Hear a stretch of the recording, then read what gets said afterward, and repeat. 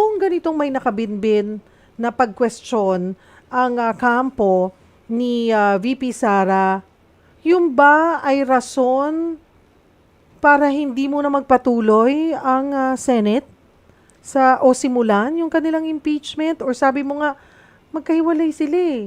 Oo. Well, in my humble opinion, walang impediment, walang nagbabawal sa ating Senado para simulan na agad ang impeachment trial.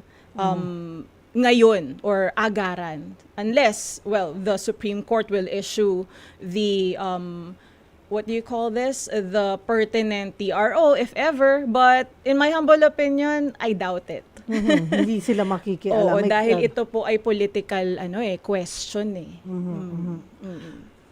Okay, ang magsisilbi, okay, the impeachment court, syempre may prosecutor, tapos may counsel, si VP Sara. Yung pagpili ni VP Sara, I mean, she's free to choose kung sino ang kanyang magiging grupo, legal counsel. Sabi nga, magiging bahagi pa dyan si dating Pangulong Rodrigo Duterte kahit gaano karami sila. Walang issue doon. Yung prosecutor din, ang magiging prosecutor ngayon ay ang Kamara.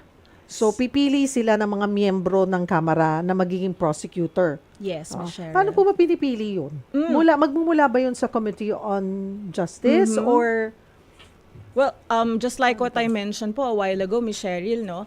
Discretion ng Kamara, discretion ng mababang kapulungan kung sino yung mga pipiliin nila na prosecutors for the impeachment trial. They can choose from their own members.